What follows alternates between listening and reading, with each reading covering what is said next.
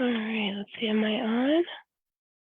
Am I on, guys? Okay, yay, connected. For some reason, it just took quite a little while to connect on this end. All right, so I want to welcome you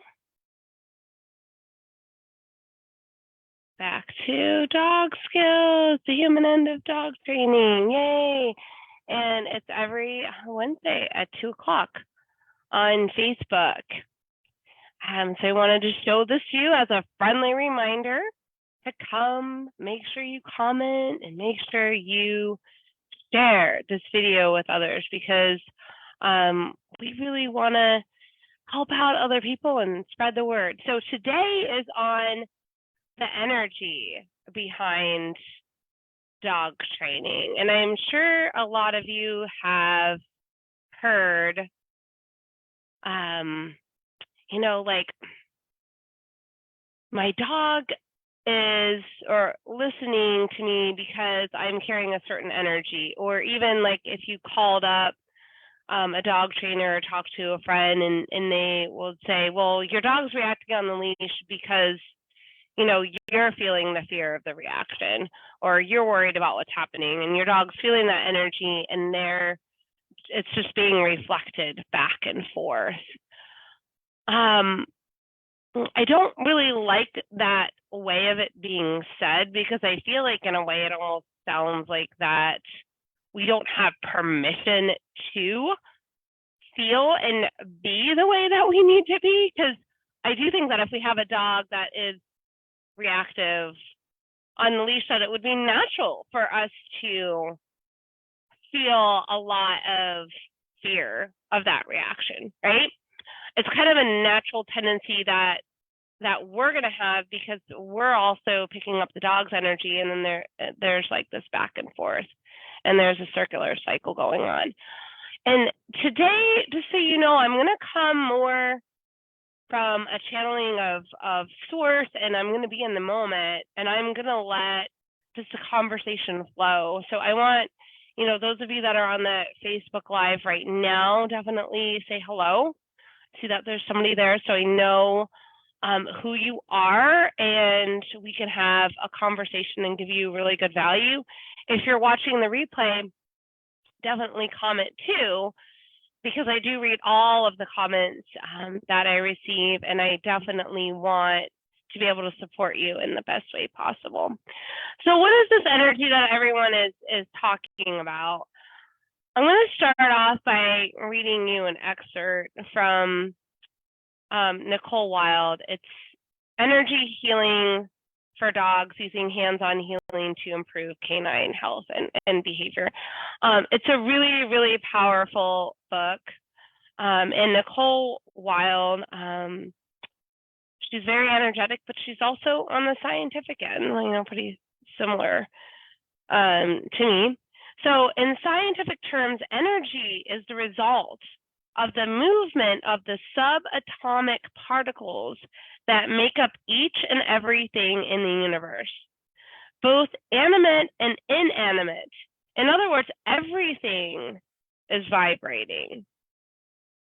According to the law of quantum physics, the surface you're sitting on as you read this book is not quite as solid as you might think. Neither are you or your dog, for that matter. And although we all appear to be separate entities at a much deeper level, we are all simply fields of energy that interconnect and overlap. I'm going to read that last one again because it's really powerful. And although we all appear to be separate entities at a much deeper level, we are all simply fields of energy that interconnect and overlap. Oh, Carol's here. Hi. So I'm wondering, what comes up for you with that statement, Carol, and anyone that is listening? And For me, I've been studying energy for a long time. I went through a huge phase of depression, and then I went through a huge phase of, yeah, I'm great with the dogs, but I can't do the human and dog training. So starting, in my 20s, I'm 44 now, so, we're looking at around like 20 years now of me doing a lot of exploratory work on energy transmission and how it affects the world around us. So Carol says, my energy transmits to my dog. Yes, it's true. But we want to go even deeper than that. Like, what exactly does that mean? So it literally means that every single emotion that we have and thought that we put forth a lot of attachment to. So if you're aware of the law of attraction, and some of you guys that are listening to this call, it may be way too deep for you and it might go over your head. And if that's the case, that's okay. Then maybe this call isn't for you. I'm a very deep, energetic, and source-oriented and spiritual type of person. And it's one of the reasons why I can take the leash, and some people are like, how did you get the dog to just do it right away? Like I have the owner, I can't get the dog to sit. I take the leash and this dog sitting it within seconds. Well, that's great. And it makes maybe me look good, but really, we want you to be able to do it. So, right? It doesn't do any good if your dog listens to me. We want the dog to listen to you.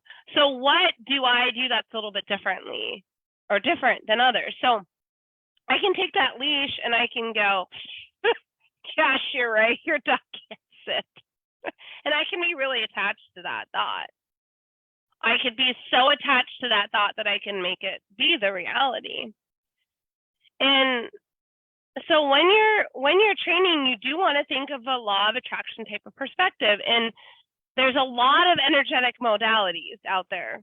So you don't want to just attach to one and just focus on the law of attraction, because every thought you have is not created. No, absolutely not.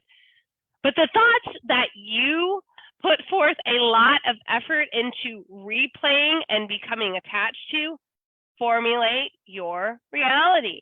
So if every day you wake up in the morning and you say, my dog is stubborn, I can't get my dog to sit, and that's the story you're playing, then you will create it to be true. If you create a story where you're talking to people over and over and over again, my dog is reactive on the leash and barks at other dogs, and you keep talking about that, then it's going to be your reality. Now, there's stuff in there that that goes even, deeper than that, is we do need to face what's true right now, right? So yes, you need to face the fact and have the awareness that, yeah, your dog is reacting on a leash and barking at other dogs. Or yes, when your dog sees a new person, he wants to jump on them. Or yes, my dog isn't sitting and I have the story that my dog is stubborn. What I'm trying to say is, if you say that thought every single time a day, over and over and over and over again for weeks, months, years, you're going to have an entire life of that happening. So you have to break that cycle. So you need to say, okay, yes, this is how it is now. My dog is doing this now. I have this thought now. And what possibility do I want to open up to? What do I want to create now with my dog? And that's where the magic happens. When I take that leash, I don't buy into that thought the owner's having they can't get their dog to sit. I ask myself, I wonder how I can get that dog to sit. What kind of energy am I transmitting now if I'm opening up to the possibility? Now, I'm not sitting there saying I'm getting the dog to sit. I'm not sitting there saying the complete opposite. I could, and that may work. But many times, if you don't buy into the possibility of the opposite, just saying the opposite is not enough. You can't say and have the awareness my dog's reactive on the leash, and then say, okay, now my dog's going to be quiet, calm on the leash, and just say that thought, and then it's going to be so, right? And no, it's not. You haven't even fully believed into it yet. But I also believe there are tools that we need to do with our actions to create a different end result as well. Now, today isn't going to be so much about the tools, it's going to be more on the energetic end. So when you put the two together, then you really catalyst really solid results. So if you're saying, I'm open to the possibility, then you're actually allowing your brain to do what? And I would love for everyone to comment on there. Like when you're opening up to the possibility, what are you opening up to create? Comment below and really think about it. What's coming up for you? And I really want to read them. And for me, when I'm thinking about I'm opening up to the possibility, so the possibility of my dog sitting instead of jumping, or the possibility of my dog being calm when other people are around. Right, Carol, that's something that's probably important to you. The possibility of my dog being calm on the leash if my dog's reactive. The possibility of getting my dog to sit if I have the awareness that I can't get my dog to sit. So you're not just jumping from one step to the other, right? And I think a lot of times when we watch The Secret, when we go into the law of attraction, sometimes we just buy into, oh, I'm just supposed to think the complete opposite and then it's going to be so. And then of course that doesn't work. So then, well, it can work sometimes, but many times it doesn't. And then people are like, law of attraction is poo-poo. I'm here to tell you the law of attraction is not poo-poo. It is the reality, but there's more to it than just that. That's not the only law of the universe. That's not the only thing that's working on the quantum level. There's more to it than that. So Carol says when she's opening up to the possibility with her dog, she sees a positive approach and envision her to be calm. So that's wonderful. So if we're opening up to that possibility of my dog is calmer and I'm approaching this from a positive perspective, who do you have to be? Who do you become when you're in that state? And Carol, I do recommend that you answer that question in the comments and really integrate it. Who do you need to be to create that possibility? That's where the juice arises, right? Because it's not just like, oh, I have this thought, my dog is stubborn, and then I wake up the next day and I say, oh, my dog's smart, and then all of a sudden, bam, the dog's just bouncing off the walls and doing whatever you say. Now, I'm not going to say that's not possible because I know there are some people that have created that, but that's not going to be the majority of the universe. That's going to be a super small percentage because you really have to buy into it and change very quickly. The reason why it doesn't happen that fast is because it creates internal change within ourselves, and internal change usually doesn't happen overnight. There can be a quantum shift, but it's not as likely. And I know Carol just wrote something because I saw it jump on my screen. I need to be more calm and not so anxious when I train her. So I'm so glad you wrote that. Okay, so I love that. One thing I would invite you to do when you write your possibilities is to write the possibility in a way that is positive. It doesn't have the word not or no in it. And the reason for that is because when you say, I'm not anxious, you're going to think of anxiety. When you say, I am calm, then you're going to see yourself being calm. So by leaving out those nots and no's, you're actually getting your mind to then picture who you are, who you want yourself to be. So when I'm training a dog, the possibility that I have is confidence, is happiness, is play, teamwork, collaboration, connection, listening in a back and forth way. I want to communicate to you. I also want to be receptive to what you have to say to me. And I am here with you now, and I'm coming from a place of presence in the now. Everything that's from the past or the future, I'm throwing away because I am going here right now with you. And that's another added thing, is if you take in what happened yesterday or your fears of the future as you're training, and you pull those in, then and you really buy into another story again, right? Either the same one or a new one, then you literally undo all the tools that you've learned, because you're just going to prove that story to be true. But you're also just you're bringing the past into the energetic field, and you're bringing the future into the energetic field, which in this case is the worst case scenario future, and then you make it to be so, right? So, I want to make very, very clear to you guys that you are going to do these things even once you know them.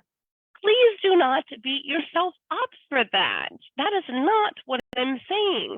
I'm not saying add you, be this way and always be this way and do it perfectly and wake up and just always open up to the possibilities. That is not what I'm saying.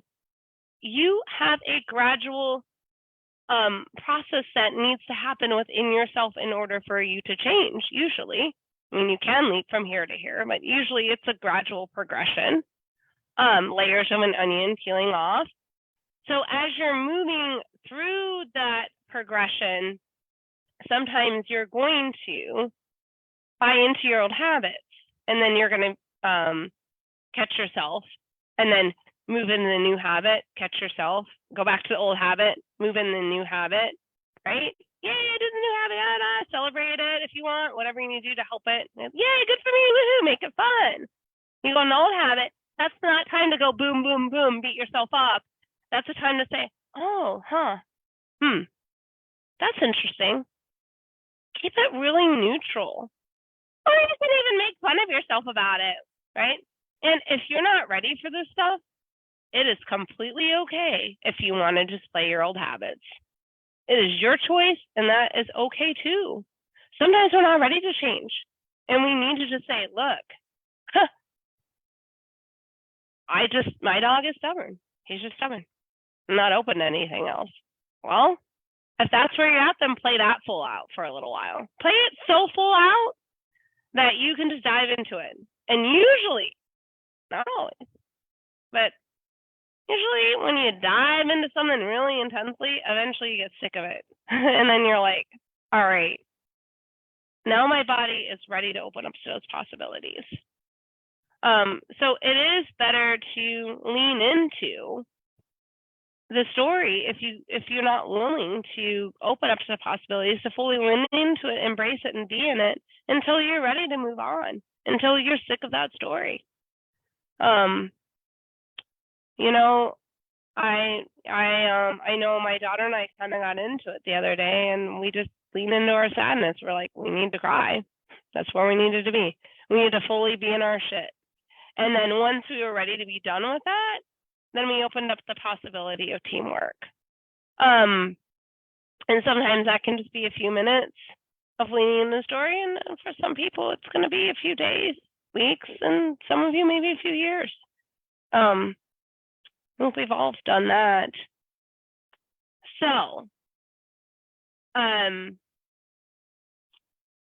Carol, I would really think about, I'm opening up to the possibility of being calm, or I have the intention to be calm, or I commit to be more calm. Excuse me. So for any of you who have been following me, my daughter and I got hit with one virus after the other, and I am at the tail end, but I mean, it's that I was coughing and losing sleep and all of this stuff. So I could buy into that story that I'm sick and really make that my permanent reality. Like some people do that, right? And again, there's something wrong with that. Instead, for me, I get the awareness of I am sick, and then I open up to the possibility of rest, listening to my body, and then when I'm ready to health, right?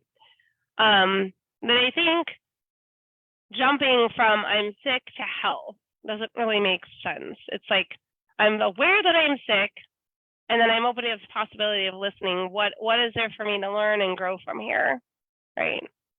I think for me, it was letting go of drama and pressure and being more in the flow of life. And I'm bringing this up because it's all interconnected. So when we're in the flow of life, then it is easier to train our dog. When we're in that space of pressure and control, it's a lot harder for us to train our dogs. And when we use the word need, it kind of has like a really like grasping concept. I need this, I need it, right? Energetically, that doesn't feel very fluid. So committing or having intention or saying I am open to the possibility, or I wonder how, yeah. So maybe someone's calling about dog training right now. That's cool. I'm wondering how I can become more calm.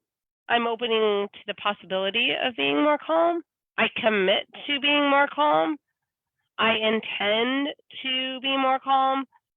Do you see how fluid that is, Carol? And can you see the difference between that and I need to be calm?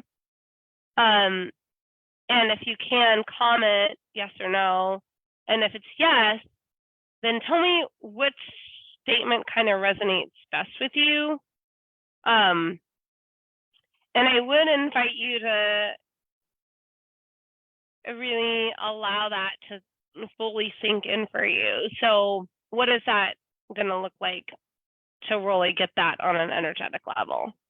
And that could be taking a piece of paper and writing it down and hanging on the wall. I've had a lot of my clients do that, especially when I'm dealing with behavioral cases, aggression and fear. There's a crap load of energy from the owner that's coming onto the situation. And again, no judgment. That does not mean there's something wrong with the owner. That is not what I'm saying. A lot of dog trainers make the owners wrong. Say, you need to be this way, and your dog is reacting this way because you're doing this. You need to change. It's your fault, blah, blah, blah, blah, blah. That's not what I'm saying. I don't like that energy. That's not a positive energy at all. We want energy that feels fluid and loving and kind and compassionate and understanding to you and your dog. So then we think, okay, so how do I allow that to happen? You know, putting up that sign and opening and writing it down. Let's see what Carol wrote. I commit to be more calm. So if I wrote that sign up, I commit to be more calm, right? And I post it somewhere where I'm going to see it every single day. And Carol writes, I have old habits of dog training that I need to let go. Trust me, I think that's true for all of us. You know, even me as a professional, I still have old habits of dog training to let go of, because if there's layers of it, it's not like you just go from here to here. You just don't. There's always more to learn. There's always more consciousness. There's always more awareness that you can get forever until we die. And if you're like me, I mean, I just believe we get reincarnated and then we have another life. So then the next version of me can hopefully be even more aware than I was this lifetime. And it just goes on and on and on. And you don't have to, you know, agree with everything I'm saying. That's okay if you don't. This call isn't about me trying to be right and make you wrong. This call is about me teaching the things that I have learned, and those worked for me and has made a huge difference in my clients' lives and mine. But mostly, I'm looking at what has made a difference in my client's life, right? I want you to have a good life with your dog. I am advocating that you can have that. I want that for you. You deserve that, right? So, great, Carol. So I commit to be more calm. So Carol, where do you want to write it down? You could write it down, and I would write down somewhere where you're going to see it often. And I think I need to blow my nose. Excuse me.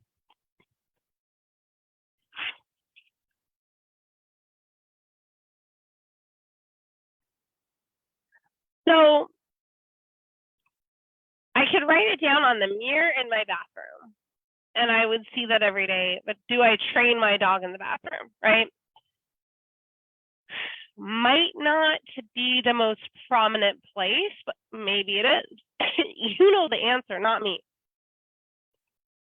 I can't tell you what to do. I can give you ideas, and then you got to do what resonates with you internally in your life. It's important that you listen to yourself and your body and your dog. I've had some people post a sign up in the location that they do training. Like, so I'll give you an example. I had a dog that had panic attacks when the owner would turn on the shower in the bathroom. The dog's in the other room literally having a full-blown panic attack. So we actually created a container, a full energetic container in this room. It became like where we played relaxing music. We had an intention statement that we posted on the wall. We did meditation T-touch, which is a type of massage for those of you that don't know. You can look it up if you'd like to know more about it, by Linda Tellington Jones. And we just did the basic T-touch. There's a lot. If you want to become a certified T-touch practitioner, you can. But they had it posted up there. So let's imagine they had the statement posted up in the bathroom, right? Unless they're able to remember that statement when they're not in the bathroom, totally not going to help them, because their dog's not going to go in the bathroom. The dog's going to not even set foot in there. He's having a panic attack hearing the noise when he's in another room. So he's definitely not going to be all the way submerged in the noise in the bathroom, right? So you want to think of where is the best place to put that statement where I'm going to see it at the time that I'm going to actually want to use it, right? If it's during your walks, maybe it's a reminder on your phone that just dings, or it's just a text. Like sometimes, well, I actually, I'm doing a course now on energy stuff, and I actually am texting myself questions to ask myself throughout the day, and then I just flip through them to remind, and then they're right there for me to access because I have my phone on me a lot. So that could, be helpful. So Carol says she's going to refer. I have a notebook that I refer to every morning. So the other thing is, if you have it posted somewhere different than where you're doing the dog training, but you're looking at it every single day, then your brain is going to more than likely start remembering it during the training time. And if that's not the case, then I would move also, in addition to having a notebook, Carol, then I would have it posted up with where you're doing the training. But if you're finding looking at your notebook every day is causing you to remember it in the time that you're actually doing the training, then that'll work, right? So then now you have that possibility to be more calm. And in Carol's place, she's saying, I commit to be more calm. So then we have the statement coming up, and then we have what that looks like, right? And I was trying to look back to say what Carol wrote, because I thought you wrote, maybe you didn't write that. Oh, here it is. A positive approach. Envision. No. Well, that would be more that would be you acting positive. So I am going to ask you to go deeper on this, Carol, and all of you. So now that you have that statement, then who are you being? What do you do? What action steps do you take? So kind of more in a tangible way. But don't be attached to them, because the universe might guide you to a different way. But when you are envisioning yourself being more calm around your dog, what do? Do you yell? Do you talk in a happy voice? Do you refer to the tools that you've learned on your Trello board? If you're working with me privately, like Carol is, do you take breaks? Do you breathe? Do you acknowledge your emotions? Curious to see what you write. Carol, I would love to hear. And the rest of you as well, of course.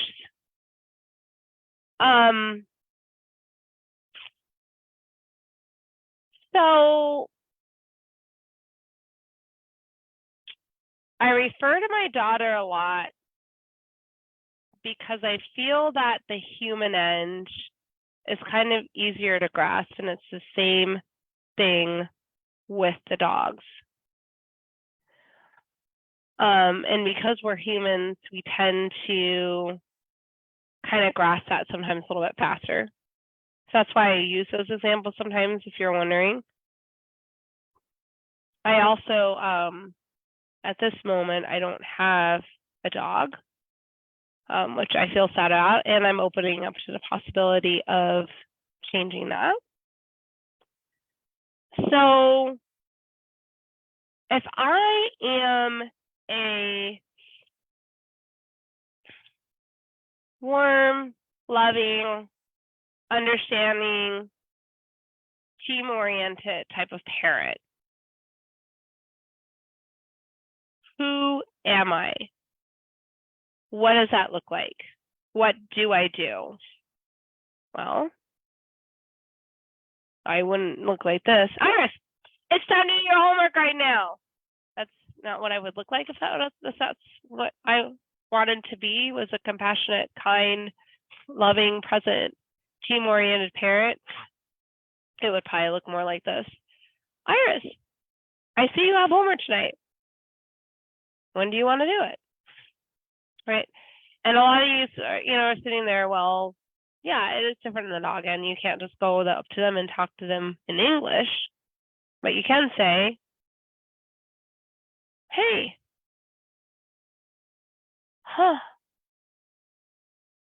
I think I'm going to reward you when you're sitting instead of when you're jumping. Yeah, that sounds like a good idea. And let's make it a lot of fun when you're sitting instead of jumping. Let's reward that. And I'm going to be happy and smiling, and I'm going to have good timing with the treats. I'm going to make sure I have the treats on me. I'm not going to be like, oh, where are the treats? I can't find them, right? If I need my dog to be on the leash so they're less likely to knock someone down, and I have my dog on the leash, I'm going to have my tools there.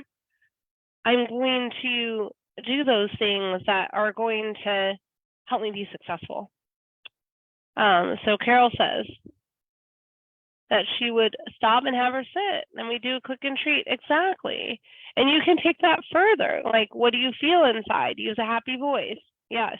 You just, she immediately writes it right when I say that. We're obviously channeling on each other energetically here. I use a happy voice and she responds much better than a gruff voice. Yeah. Carol, you should be doing a better job. What's your problem? Right? You're just like, hey, yeah, who wants to listen to that? If I came on here and I said, yo, guys, buck up. Don't do it that way. What the hell is your problem? You're going to that ain't, fun, right? You're not going to want to probably engage in that. And it's from an energetic perspective, remember, it's going to the atoms. Energy is transmitted in atoms everywhere. It's transmitted in the air in front of me, which then goes to you. It's going through the computer. It's being transmitted from my computer to your computer. You could be in a whole other country. It doesn't matter. The energy travels. So, yeah, coming in that happy perspective is going to help the dog to want to respond more.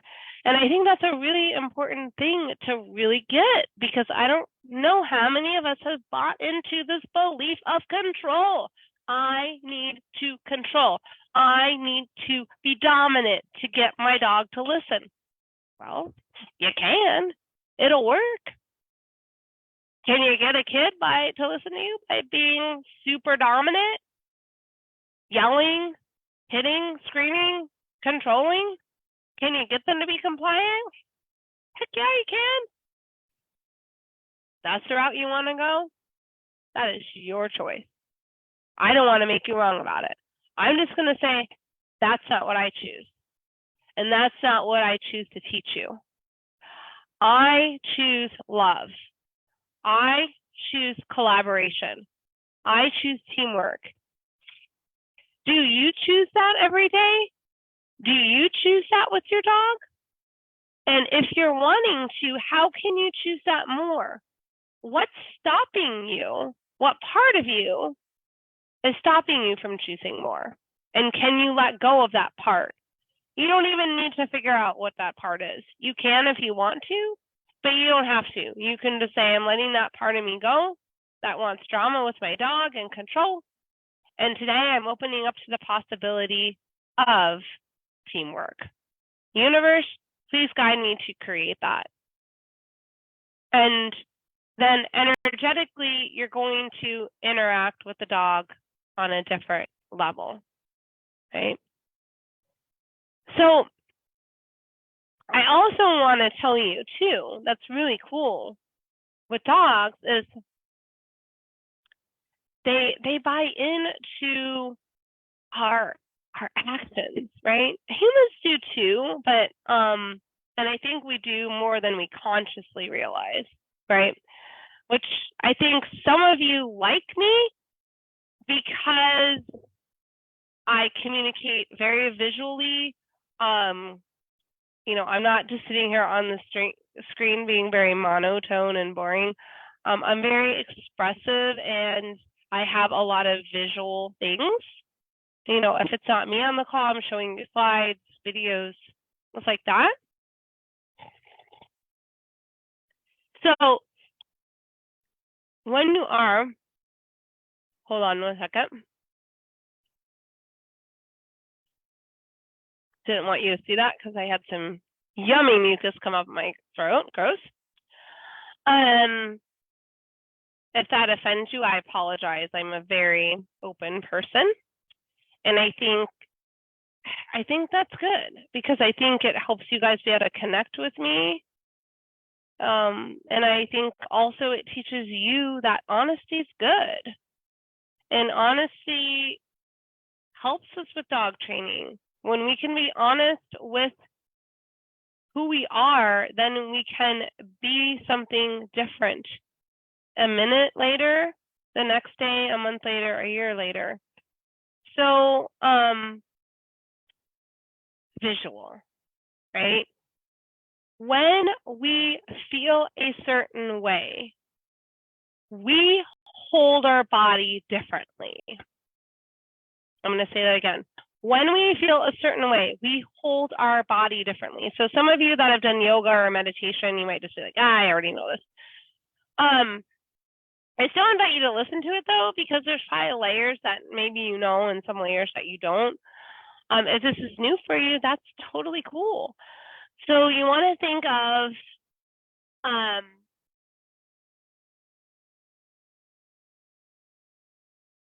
how do I feel right now? If you were to just outer loop, how do you think I feel? Write it in the comments. What do you think I'm feeling? And I'm going to train my dog right now. And I'm going to train him like this. Sit. Sit. My dog is sitting. Sit. Sit.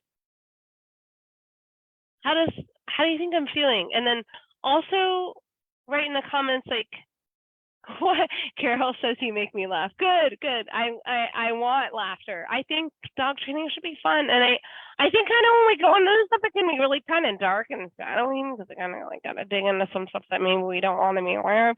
So let's make it fun because I mean, come on, life is meant to be a good experience.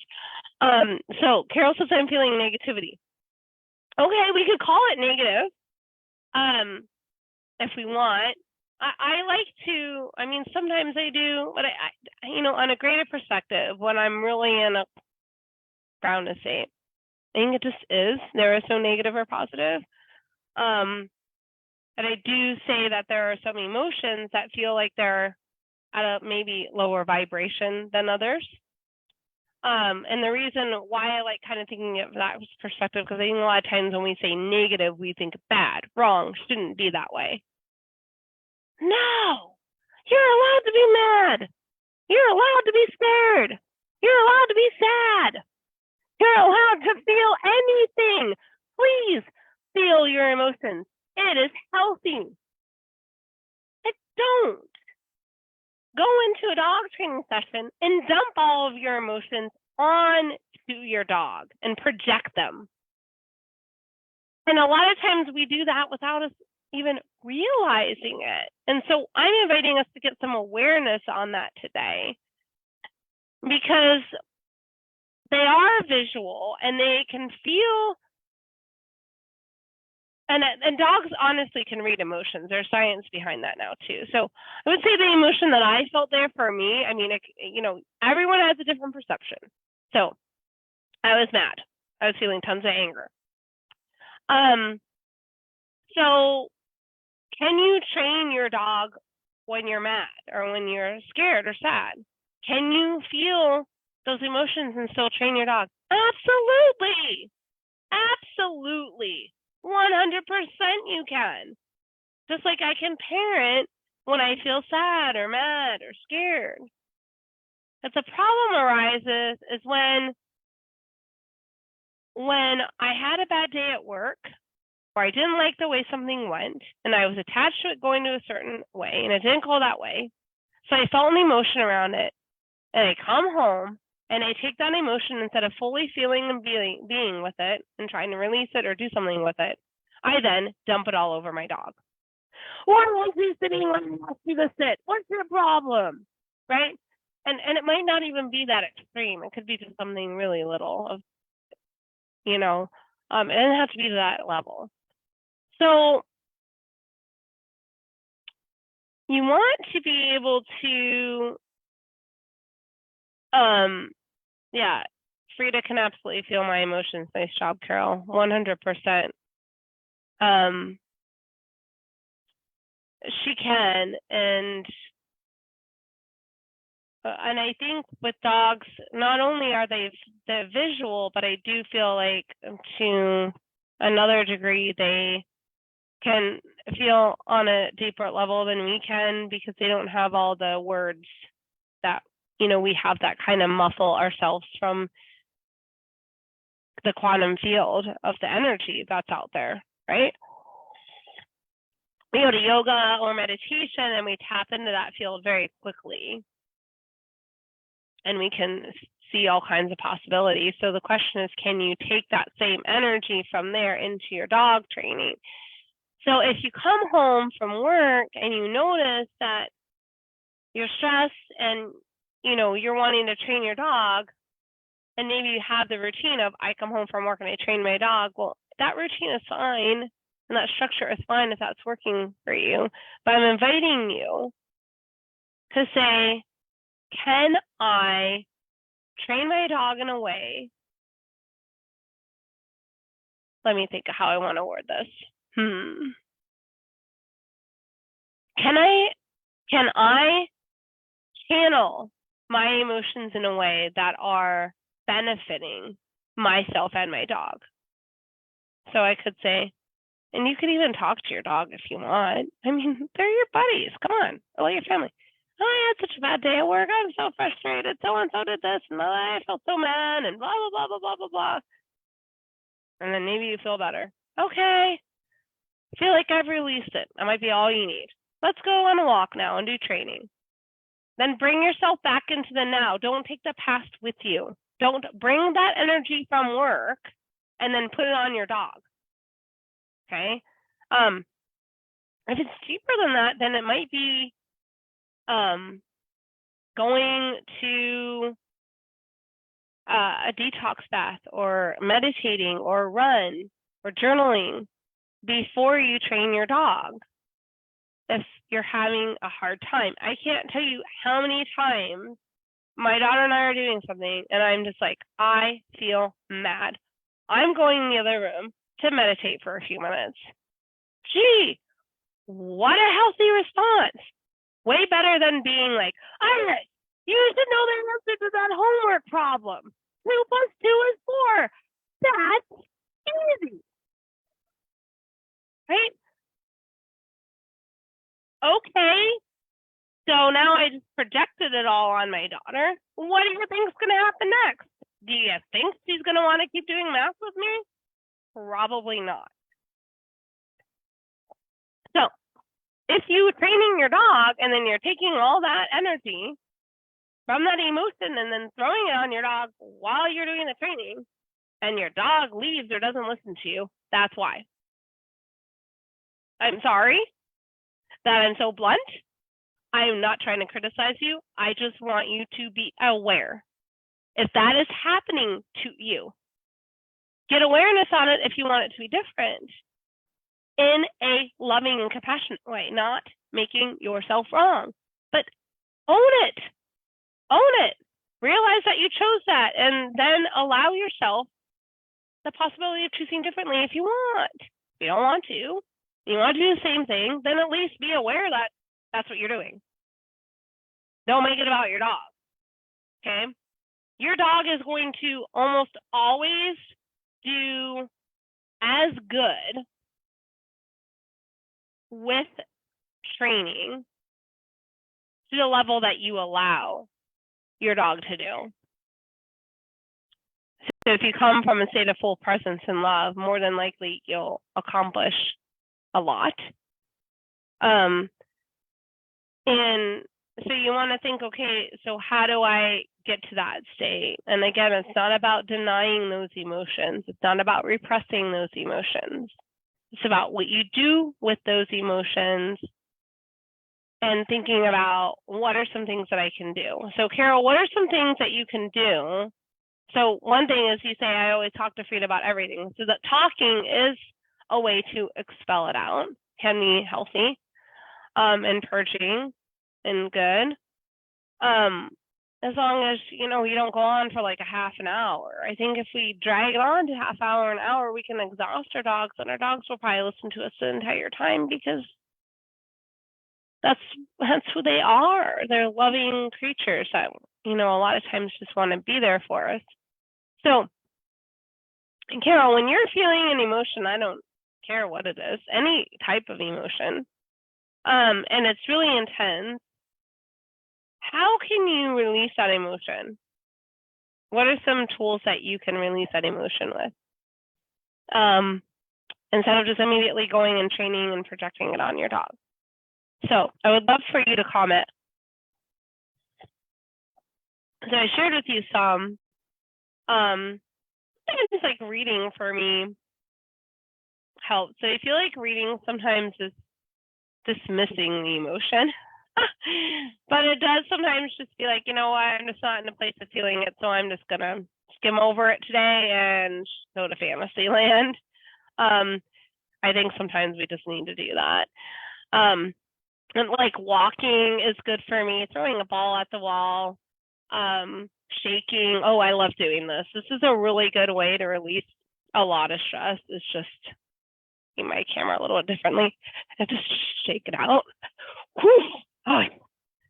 And this is one that I do with my daughter that our counselor just taught us. It's really funny. Heel, banana, heel, banana, heel, banana, shake, banana, shake, banana, eat, banana, eat, banana, and then we just start laughing. But it's good to release those emotions. And that's a really good, fun one to do if you have kids and your kids are involved in a dog training and you're noticing they're projecting those emotions on to the dog to do the banana song. I mean, if you're crazy like me, like I actually just like to do it as an adult. But I also like to just shake. The shaking in general will actually trigger your nervous system to relax. Thinking about what you can see, hear, feel, touch, and taste. I do that one a ton. I'll be driving and my daughter says something triggers me. And I'll just start thinking, okay, let me find 5 things that I can see, 5 things that I can hear, 5 things that I can feel, and then I throw in smell and taste, and usually that's just one thing, and sometimes it's imaginary. Especially if I don't like the smell that's around me, I might imagine that I'm smelling lavender, and I might imagine that in swallowing a peppermint. So that one's really good.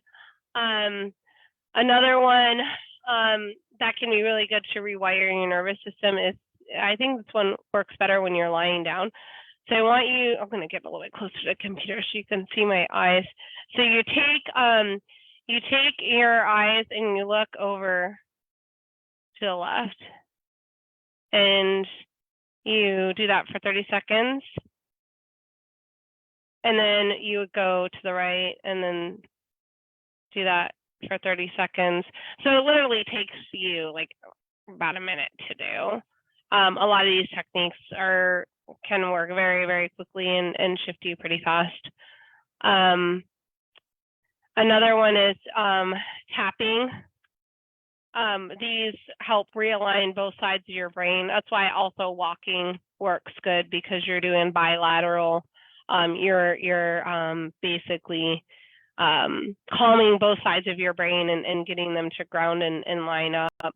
I like doing this one a lot, especially if I have trouble sleeping at night. But that's a really easy one to do, in the middle of dog training. There's nothing wrong with asking your dog to sit and your dog doesn't sit and you walk out of the room and go and meditate. You are not doing anything wrong. You are not teaching your dog to not listen to you by doing that.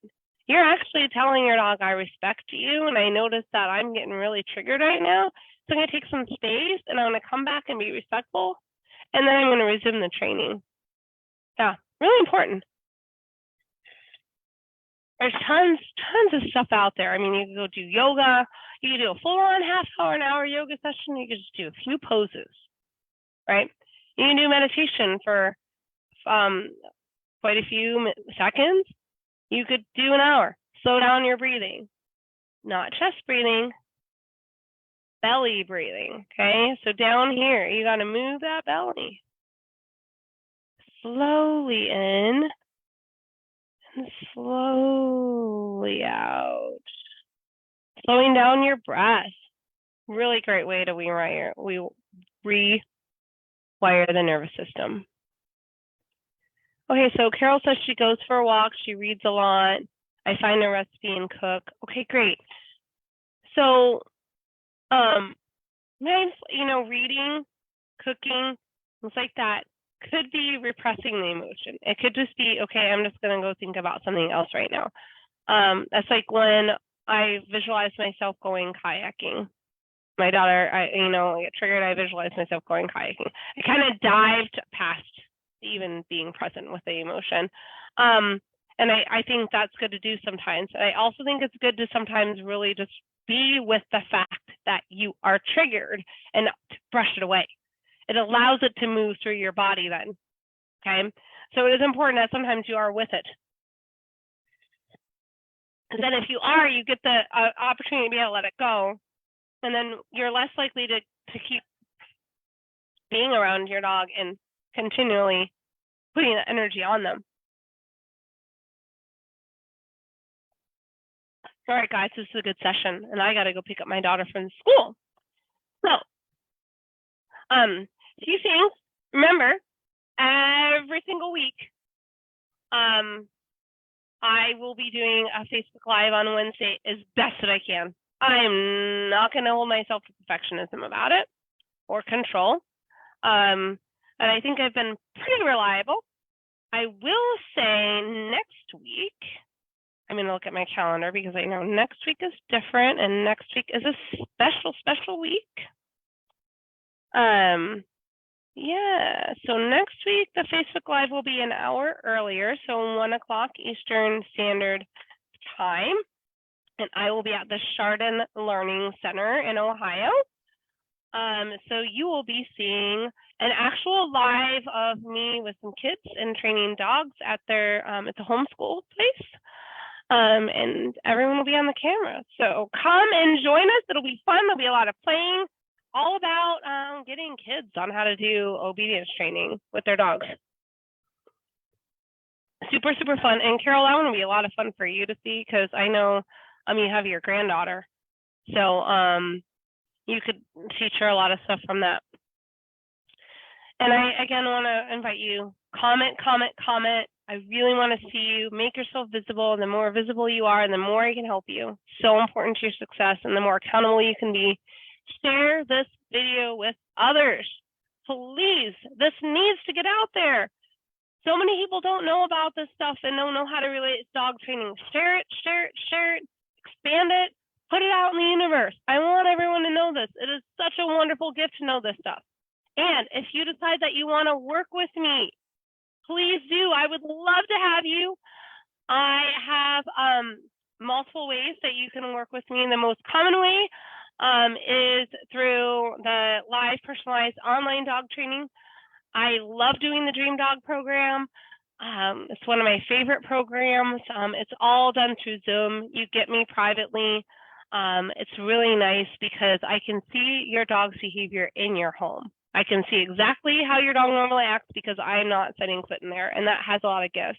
And then I also get to see how your dog is when I'm not there because you can videotape your homework, and then I can make sure, are you actually generalizing what I'm teaching you when I'm physically not there? Because you got to be able to do it when I'm not around. So it really empowers you to get your dog to listen to you. I also do in-person dog training near Middlefield, Ohio. So if you live, in the Middlefield area on the outskirts, you can come to me to do training. You can pay a little bit more to have me come to your house. It looks like I will be having a facility here, hopefully, fingers crossed that everything goes the way that I think it's going to go, but I don't know. I mean, it's really the universe that's going to make the decision. Up at Century Village in Burton, I'm going to probably be renting a place there to do some in person.